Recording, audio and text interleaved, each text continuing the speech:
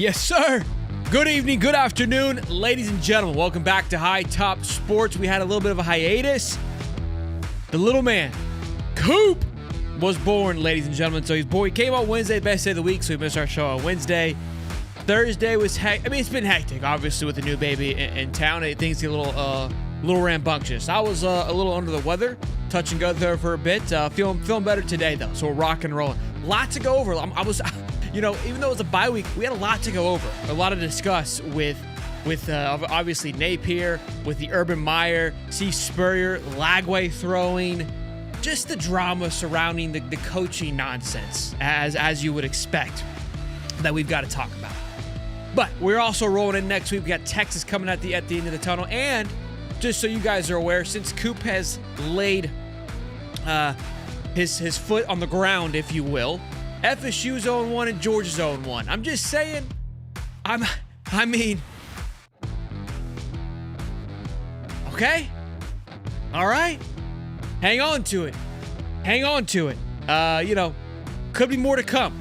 Could be more to come. We've got USA knocking it off against the Europeans today in the Ryder Cup. Hopefully, USA can make a miracle happen.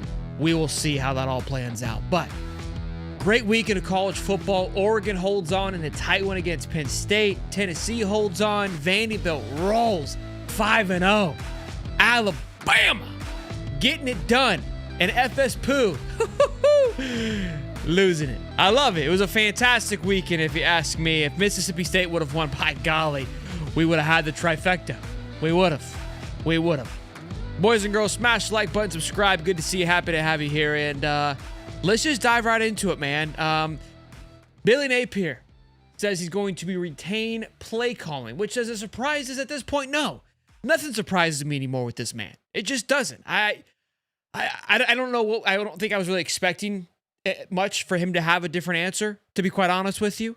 But there's always that sense of hope. There's always a sense of like, hey, we're gonna look at some different things, change a different direction, and try some things. But I should have known better. Well, and later on in the show, we're going to read some things. We're going to go over a few data points that are just going to reconfirm what we already know. But going to play this clip from the teleconference on Wednesday. Again, a little behind the eight ball, I'm aware, but I've got to run through my process. I've got to talk about, because I had a lot to talk about on Wednesday, and then Coop had to come in and ruin it. But so we're going to play a couple things that you may have already heard, give my thoughts and opinions about it. If you guys don't like it, I don't know what to tell you. But shout out to Dave Waters for this clip. Next will be Mark Long of the Associated Press.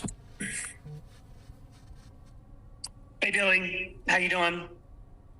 Any bye-week changes, especially on offense, after scoring just one touchdown the last 3 weeks? Yeah, no, I think there's a renewed emphasis on accountability. Obviously, we have to play better. Every position group is contributing to our issues, so I know obviously a lot made of DJ in his situation, but I do think when we look at it from a big picture standpoint, we've got to play better around him. And then, just some of the points of emphasis are eliminating negative plays. And I do think that first down efficiency has contributed to some of our problems as well. But in general, I think we have to address that part of our team, and there's got to be some changes, and certainly that's what we're doing. And you're still calling plays, correct, moving forward? Correct. Thank you. Oh, brother. Correct. I'm still rocking and rolling. Yep, that's still me. Look, just watching the games this weekend just infuriated me even more, especially a team like Alabama, who looked completely lost, who looked like they didn't even belong on the football field. And they talked about changes, and changes were made. Ty Simpson out there was slinging that thing. To think about this, because we talked about it. We came rolling into it, man. Mizzou, teams like Mizzou, Kentucky was one of them, and Alabama and Tennessee all went to SEC Media Day without a quarterback. I was like, they don't know who the quarterback is. They don't have a starting quarterback at those three schools at the end of July. Now, we thought we had our starting quarterback, but maybe we should have probably put it on the side burner of like it's not decided yet. Because now, all those teams outside of Kentucky, Tennessee, We got Bo Prebula Mizzou just doing his thing. Ty Simpson looking like an absolute stud. I mean, as he should. The guy's like a 9th-year 5-star. Like, I mean, he's doing what he was intended to do finally. But man, that offense was flowing, flying. Looking all high and mighty and shut down Georgia to 21 points. They made adjustments. They did some things. It was refreshing to see.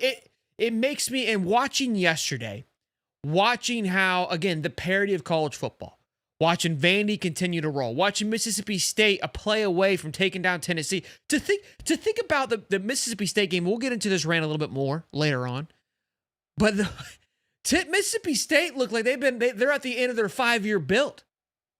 Levy got their last year. What? I mean, they look poised. They look ready to go. I don't get it. So, Nape, we'll continue to call plays. And look, it's depressing headed into the Saturday. SEC Network will be there for their game day, right? There's big noon kickoff. You've got college game day, and then SEC Network has their own game day. They will be at the game on Saturday. ESPN is going to Alabama, wait for it, versus Vandy. Vandy has got a college game day versus Alabama. When's the last time Vandy's had a game day? Do we know? Does anybody know? Probably was like 2 years ago, probably off of some fluke thing. There's no way, right? This is crazy. 5-0 Vandy just set a record against Utah State with 5 touchdowns, who's undefeated.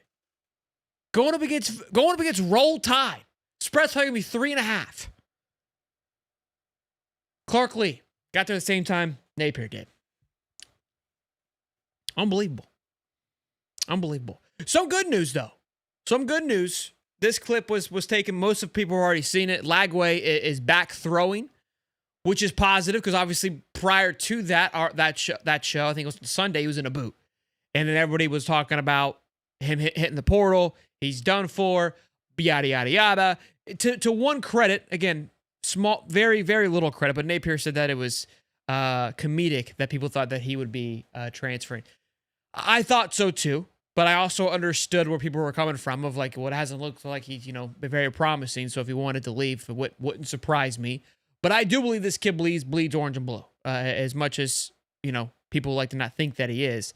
But, Sheldon, do you need to give me the list? I saw the list, Dan. Look, big fan of the list. I think Dan Lanning is more of a wish list than a true list, but big fan of the list.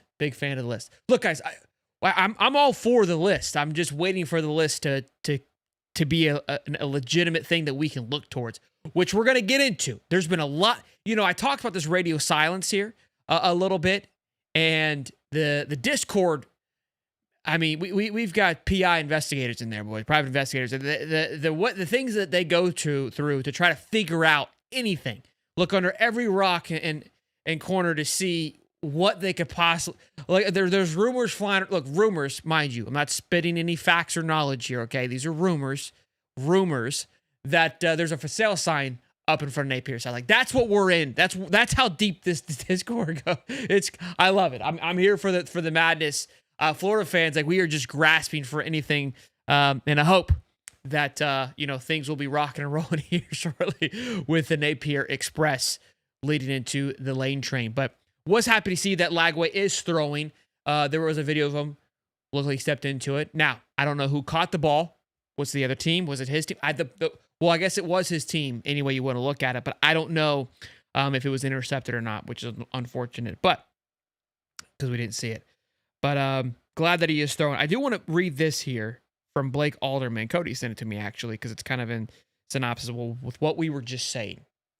This, again, when you want something bad enough, you just try to find things that work or that make sense to solidify where your thought process is, right? So the first rumor is that, bro, when I saw that, I texted my aunt who lives next to a couple coaches like, hey, do you see any for sale signs around your coaches? She's like, what? I was like, just doing some recon. Don't mind me. Blake Alderman said, wanted to pass along. Usually coaches are out during the bye week to visit with commits and targets in different classes. Usually the staff doesn't go out each day during the week due to off-week practices. And they also given some time to enjoy time with family on the bye week. This week, I was told that Florida didn't have any coaches out on the recruiting trail in previous days and aren't expected to be out tonight or on Saturday and Sunday. So, very interesting thing there, in my opinion. Again, it goes back to, we think of the infamous, Dave Waters question of, hey, what's going on with recruiting? This on a massive weekend like it was, maybe that's why you don't go it. There's a picture of Aiden Mizell. He was at the Bama Georgia game. People were kind of panicking about that. I'm not too concerned about that. Look, I mean, we were all watching the game. I mean, these kids have money, they have opportunities to move and travel. I'm pretty sure he has a friend that plays on Georgia. Like, those things don't surprise me when these guys go visit. But I do want to think it was Kelby Collins who went to a Bama game last year, and he ended up at Bama this year. So there is probably some things to think about. I know we probably get frustrated when we see our players traveling when we want them at home and studying 24/7. That's not realistic. But look, the guy's not playing, so I wouldn't be surprised if he's out there shopping around at the same time. We will see. We will see with how that all rolls out. But yeah, very interesting there on them not traveling. Maybe that'll be a question on Monday for tomorrow, because we will get a presser being a given game week. And maybe they'll say, hey, what was the reason for not visiting any recruits this week? And we did have a few recruits that were visiting elsewhere, like CJ Baxter was at Mizzou.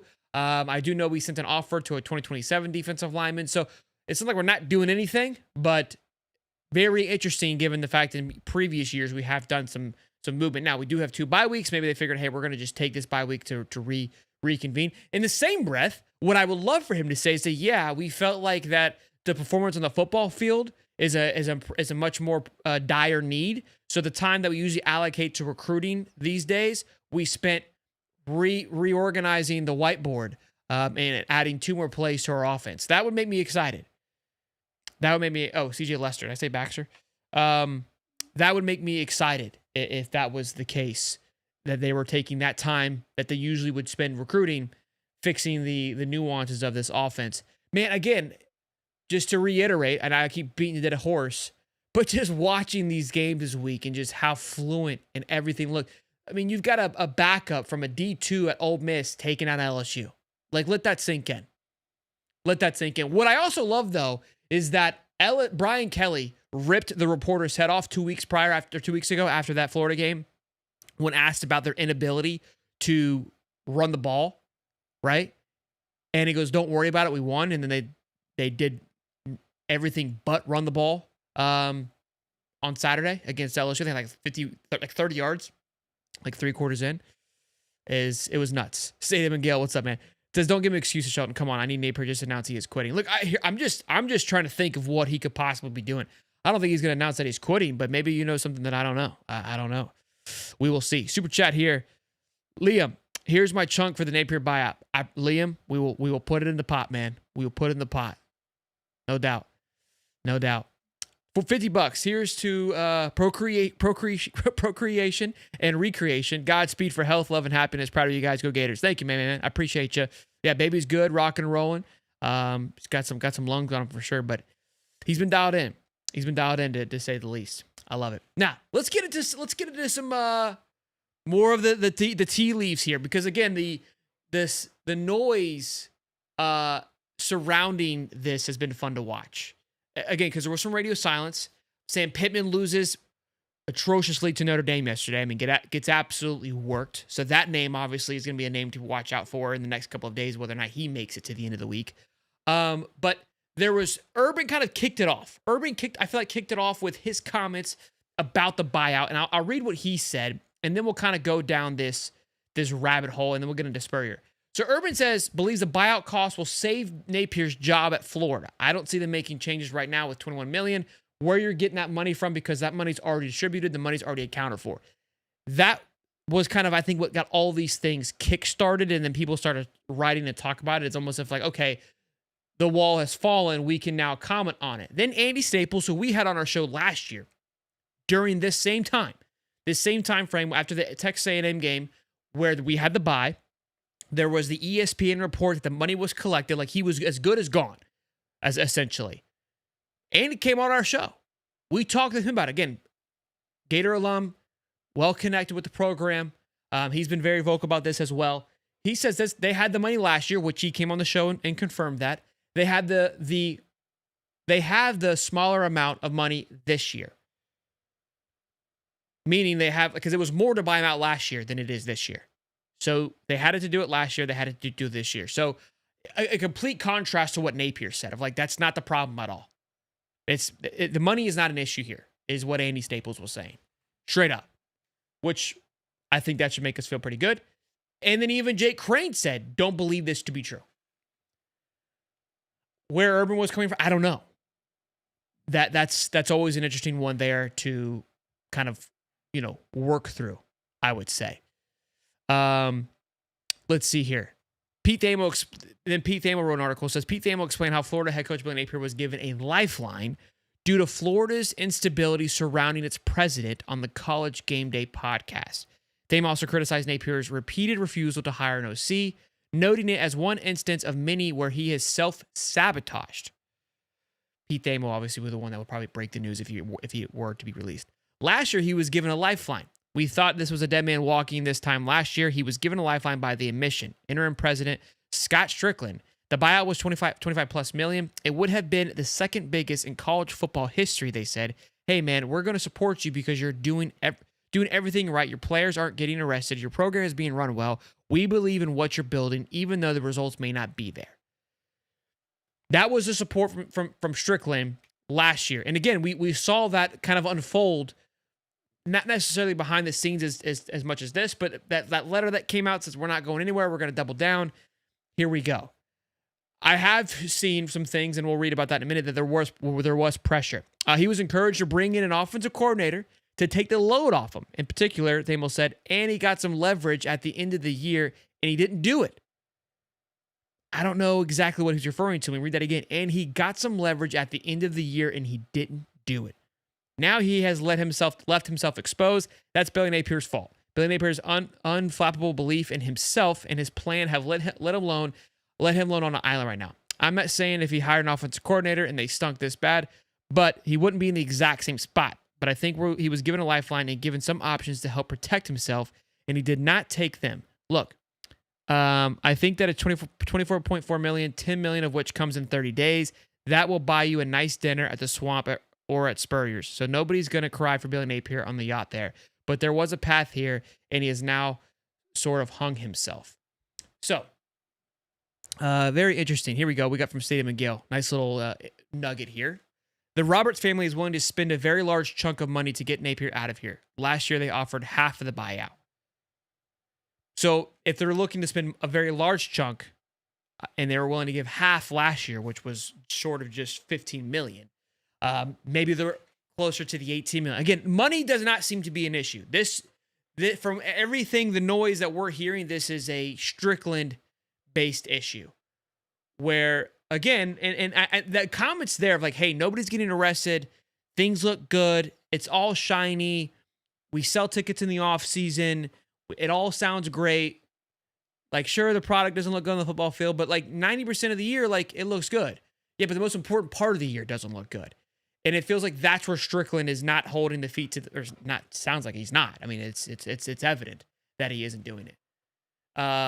So even with this being the second highest buyout in college football history, there is plenty of people getting in line to lay down the wood, if you will, to get this man out of there. Now, there is a ton of talk that he's gone already, which is crazy. But here's some more things that were said too. Via ESPN, Ryan McGee says that he attended. Crazy how everybody's just now like on board. Like, this is the political part of it, right? Because you've got to think, all these people who have money, when money doesn't get the ball moving, you've got to play the political part of it. Because there's a standstill. And so you've got to start making people's image start to hurt, because you can't affect their pockets. Like, you're not affecting Strickland's pockets. Well, how do you affect Strickland? Well, it's got to be his image. That's the only way that you can hurt him at this point. Is if people around the program start speaking up of like, hey, this is how it's being ran, then he will be questioned more so than just a financial situation. And I think there's been plenty of data there, but the noise seems to be getting louder and louder, right? I wouldn't be surprised if the people that are willing to throw money are now throwing money elsewhere to make this noise push faster. If anybody wants to throw money this way, no, I'm just kidding. I'm just kidding. Ryan McGee says that he attended a private UF donor event last season, and the Florida Boosters reportedly planning to hire Lane Kiffin by the end of October. Scott, shut all this down. All of it down. Again, this was via Saturday Down South. Take everything with a salt. Like, I'm just reading things that, again, that are through other people's word of mouth. So it's interesting stuff, but it's wild to think about. Let's see here. $5. You think Urban made those comments as a manipulation so Florida can take some action as soon as possible? I did actually. Thank you for reminding me, because I did run that through my head of like, is this a political play from Urban?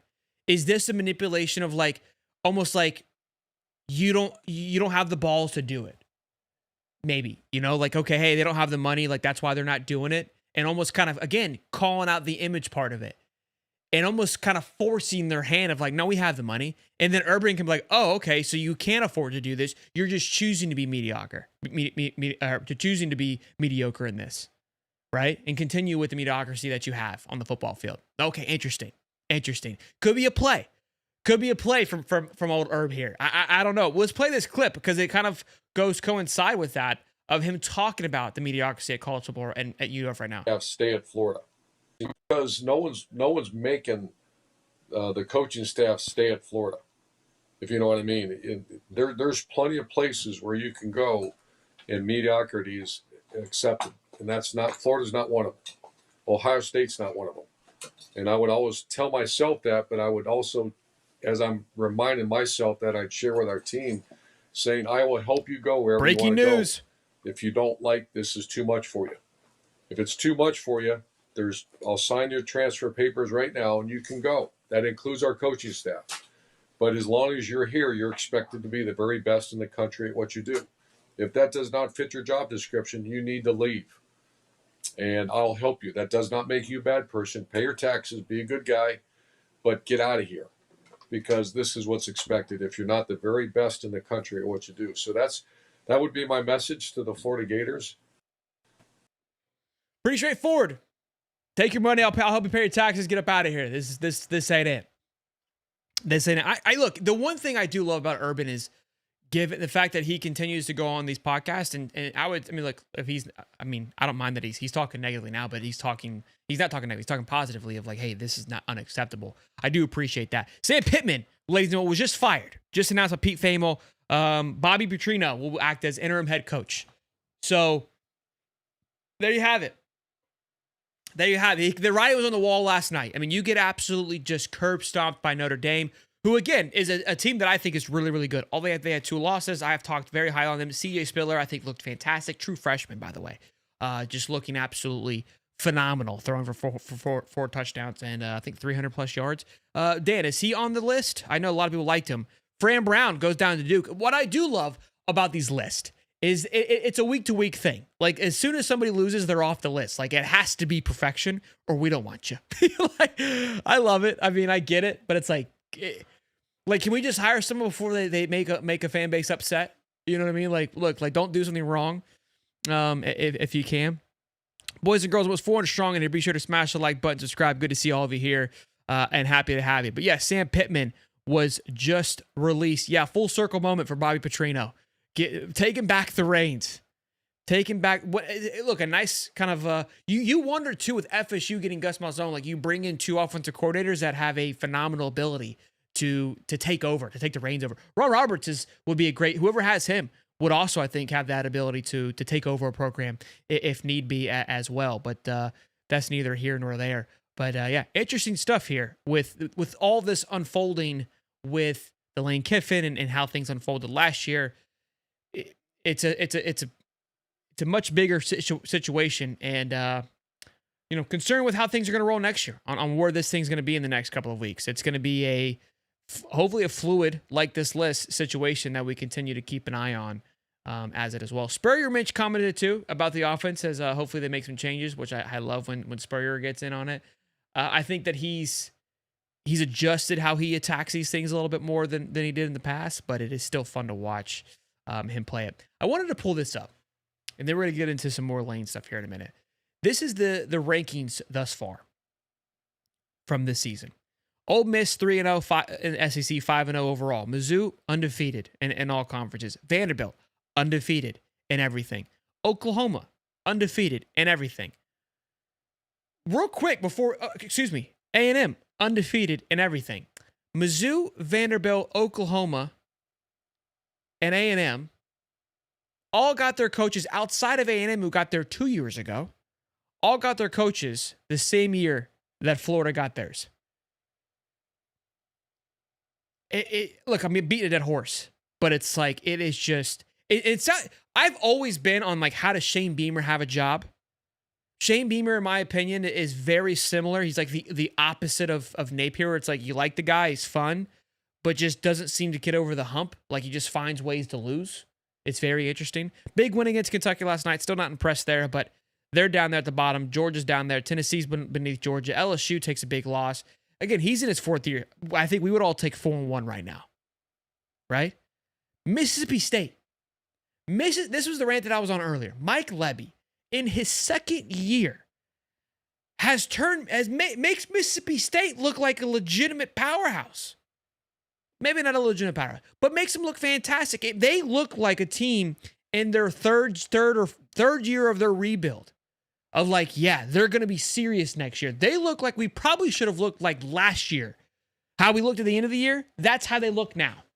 Meaning next year could be even really good for Mississippi State. And this is where, honestly, seeing all this unfold, right? Watching Arkansas is down there too. Texas is down there, but Vanderbilt, Oklahoma was in a gutter last year. Mizzou was in a gutter last year. Ole Miss looked like they would have a down year this year. Looks better than last year. I don't think it's they look better than last year. What it is one thing that we were right about, right, is the parity in college football. That it was a year that you had an opportunity to take this on. To go to the playoffs, like, yeah, the schedule looked daunting because of the logos, right? We got that. But the logos weren't as heavy as that maybe they were the year prior. Georgia's beatable. We know that. We've seen it. LSU was beatable. We knew that too. We should have beat LSU. How many points did they score against Ole Miss? 19 points. 19 points. They scored 20 against us. All we had to do was score 21. We scored 10. Like, you can't have those things. Miami was beatable. It was within reach. FSU, beatable, clearly. Losing to a Virginia, 4-1 Virginia team. There isn't a team right now that looks sound, that looks complete. Even Penn State and Oregon did not look fantastic. They won a very gritty game. Proud of them. Loved it. Fun to watch. Not as fun as Alabama and Georgia, but still a good game, went to overtime. And had to rely on I can't think of the quarterback. I'm drawing blanks all over the place today. But yeah, Penn State obviously had a choke. Dante Moore looked fantastic. Dante Moore looked great. But there we go. What's our guy Dan saying? Maybe we should get Dan in here. Florida Gator, Sam Miguel. Urban Meyer told me multiple times he's done coaching. Yeah, I don't. Thank you, Dan. Urban's not coming back. I'm not on that train. I did see where we talked about it on one of our shows with. It was funny to see Manziel and those guys talk about it, but I just don't see him coming back at all. But yeah, just seeing this it just frustrates me. These are schools that are not your typical powerhouses that look good. Not only do they look good, I think the big thing that I always kind of would lean on for Napier is like, hey, we're trying to build sustainability, right? You want to build so this thing can last. I don't just want a one hot year and then it just go away. Mississippi State looks like they're here to play. And again, this is why I'm not concerned like where I was before about if Napier or when Napier leaves, the impact of the portal, the impact of the recruiting class. I'm not at all. We have a higher graded talent than Mizzou, than Vandy. A&M and Oklahoma's probably close. Higher than Tennessee. Much higher than Ole Miss. much higher than South Carolina, much, much higher than Mississippi State, much higher than Arkansas. Our talent composition is much higher than every team besides, I think, 4 maybe in front of us. And there's 10 teams ahead of us. 10 teams ahead of us. Crazy. Like, I know for a fact, if we had anybody else, I mean, if there was just anybody else right now calling the play calls the first 4 games of the year, we would 100% be undefeated. And that's gross. That's gross. And that's where, if you're Strickland, you got to sack up, bro. Like, you keep hearing your coach go out there and completely be defiant of like, hey, everyone has now heard and seen that he was encouraged to get an OC, had leverage, probably was supported to go and get a big recruiting or a big offensive coordinator. If I had to guess, if my knowledge serves me well, that OC probably wanted to bring in a few pieces, meaning wide receiver coach, probably an O-line coach, right? Probably a tight end coach, which would have meant Russ Callaway is gone. Billy Gonzalez may have been gone. Rob Sale, DeCoster, all would have been gone. All which I would have been okay with. Jaluk would be the only one that I would have been beating on the drum to say he's not going anywhere, and I think you could have a handful of data of why that works. And Billy Gonzalez, I'm not a complete hater on him. I think he's done some great things, but in the same breath, I mean, some of it this year, the lack of success we had, I put on him. I mean, the good wide receivers we had were all transfers that came in. So how much was it? What was him? I don't know. You know, I really don't anymore. But if I'm Strickland, I'm like, dude, I doubled down for you. I look stupid. Like, Strickland, right? As of now, like, he's got you by the kahunas, bub. You don't look like the president. It looks like he paid you.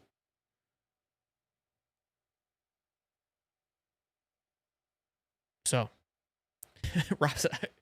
Dan says, I'll help Rob Sale pack his bags. I think we all would.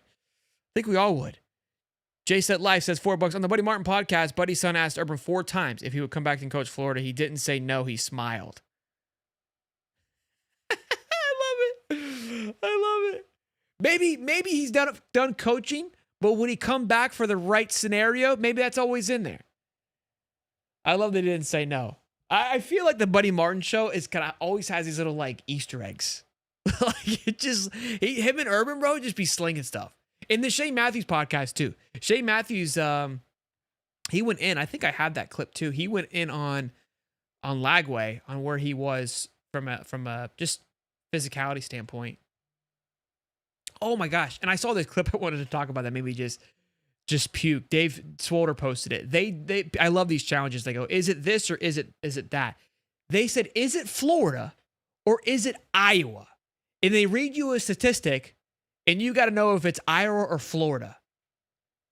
And they read them off. And I think one of them was like average, like passing yards was like 8. It was us. Iowa's averaging 10. We're being compared to Iowa's offense. For those of you that don't know, Iowa doesn't have an offense. They just play defense. That's all they do.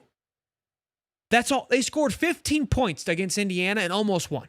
Like, that is you would, like, that's good for Iowa. Like, that is, yeah. You know what I'm saying? Like, Iowa wants to win 13-3 every single week. And that's pushing it. Like, 13-3 makes that coach want to puke. If he can win 3-0, you would think they won 99-0. Right? That's the offense that we're being compared to. And we ain't got the defense like Iowa does. They got them cornbread fellas. We ain't got all that. We ain't working with all that. I'll tell you that real quick. All right. I'll tell you that real quick. Crazy week while I was having a baby. Just the madness. I felt like it was like radio silence for 2 days, and then all of a sudden the floodgates just kind of just cut out of like, this guy's got to go. Lane Kiffin takes down a big W yesterday. And Lane Kiffin, man, this is why, from a content creation standpoint, from making shirts, Lane Kiffin, in a world of NIL and social media, is at an all-time high. Lane Kiffin would do the reason why the logo is the way that it is and the fan base is the way that it is and our expectation is the way that it is because Steve Spurrier. Like, we know that. Like, that the cockiness, the ego that was created from. Imagine if Spurrier was around during social media, it would have been amplitude. It would have been amplified. It would have been insane. And somebody even tweeted out last night and said that Lane Kiffin is now or today's Steve Spurrier, and he retweeted and said, "I'll take it," and he is. Because he's walking his walk, talking it, bro. 4th and 3, bro. Here's what I love even more. Oh my gosh, both times yesterday, Brian Kelly took a dump on Garrett Nussmeier, respectfully. Like, hey, he played horribly. He did. He looked like an ass. And Brian Kelly had no problem saying he sucked, this sucked, that sucked. Not like just talking around it. And they win. Ole Miss, they win. And Lane goes, look, Chambly had to make up for his error of getting out of bounds. I almost killed him. So I'm glad that he was able to, convert that 4th and 3 because he almost lost the game for us. Like, that transparency is so refreshing. Like, our defense plays well and those guys get criticized. I don't understand it. But that 4th and 3 play calling, it was such a great play too. You saw it. The announcer called it. He saw it happening, but it's just so hard to guard because there's so many moving pieces to it. 4th and 3, I don't even know what we would have came out in. We probably would have punted. Instead, Lane Kiffin puts it away, launches the score sheet, and rocks and rolls. So he tweets this, a picture of the in-season open report. The Brian Kelly show on Thursday, Brian Kelly said, we're looking forward to it. We're going to keep that Magnolia Trophy right here in Baton Rouge, right where it deserves to be, and our guys are excited for the opportunity. Bulletin board material. Like, I just love that he Lane Kiffin understands the assignment, knows the world that we're living in, like, gets it, and he just leans into it. He even had his dog tweet out these hats that said Brian Kelly can't run the ball. I mean, the things we would do. We would have a day.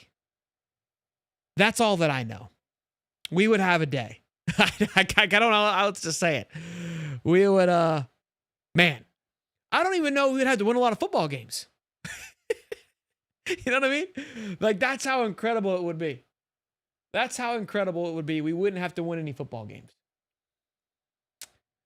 Man, I'm excited for tomorrow to see how the presser goes, to see how the questions go. This Saturday is going to be a big one. It could be the nail in the coffin. I mean, with the walls are closing in if they haven't closed in already. With Sam Pittman being released today, I mean, you can't have Arkansas willing to make a move. A team of less. I don't know what Sam Pittman's buyout is. Let's take a look. Let's just for shits and giggles here.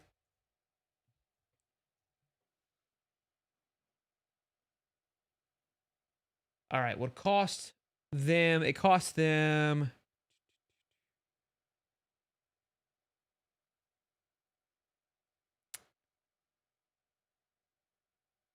Looks like $9 million.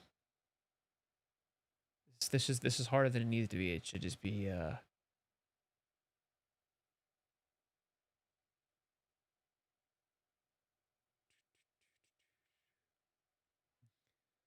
brutal. It's 75% of his remaining compensation. I don't know what that is. I'm sure it's not as much as Napier. I can almost guarantee that. But either way, they made the move. Here we go. A little super chat here. James Godwin. Napier has preached about accountability over and over, yet he has done anything to take accountability or ownership over his shortcomings. No changes. Pride has come before downfall, and boy, we are falling. Yeah, I couldn't agree more. It's $10 million. Okay, so half of what ours is, and we already have somebody that Stadium McGill has confirmed that is willing to pay a pretty chunk of it. So if we can't come up with, let's just say $10 million, we've got problems. I'm not saying that we can't. I'm just saying like that's obviously where things are. Gruden, Arkansas would be interesting. Would be interesting for sure. Would be interesting for sure. Also, in the same breath, right, going back to that comment that we read from Pete Thamel talking about Strickland saying, hey, you're not getting guys arrested. Program's in a good place. Like, all those things kind of went by the wayside. Now, DeJon Johnson got released, but Devin Manuel was arrested, We had Steven Shivers get kicked off the team for beating his girlfriend. He was also arrested, and he's playing now, which is crazy. So there's been 3 incidents since that comment, and yeah, so it's not as clean as it once was. Again, I'm not too concerned, but interesting. Jimbo says, I'm so jealous. They fire Sam Pittman and we have Billy still. Make it make sense. Well, we had a bye week. Maybe we shouldn't have had a bye. I'm glad we did because of my baby being born. But yeah, Notre Dame did us some favors. I saw Dan said he put Levy on the list as well. The list is going to be interesting. Again, I mean, how are you going to be able to pull any of these guys away at this moment? I don't know. But I have not seen the ESPN doc of Lane Kiffin yet. I know a lot of people were saying that would kind of, in that document, he kind of puts on that his daughter wanted him to stay and he didn't want to leave. But then I also saw someone's comment of like, it felt like it was a big marketing pitch of like, I'm ready for my next big stage. Like, I'm ready for the moment. Like, I love Ole Miss, done some great things, but we're ready for it. I'm ready to go play for the big dog. So, we'll see. Feels good to be back. We'll have our show tomorrow morning, recapping all things college football. Then tomorrow night with Stephen Harris, Champs Corner. That should be exciting. Then Wednesday, we'll have our Texas preview, which will be another great Wednesday to go over. Look, we're also going to have shows on Tuesday night as well, too. We've got some time off now with the kiddo being born. So, going to go hang out with him for a little bit more of this Sunday. I appreciate you guys tuning in. Actually, let me see if he's up. Maybe I'll have the wife bring him in. And we can all say, hey, to Coop.